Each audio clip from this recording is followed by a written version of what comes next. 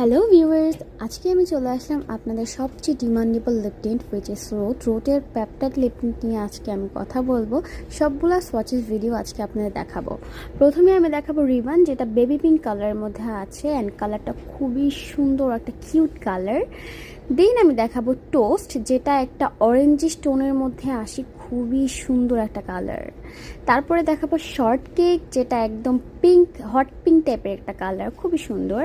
তারপরে হচ্ছে পিচ পিট, যেটা একটা পিচ টাইপের কালার, অসম, কালারটা জাস্ট অসম।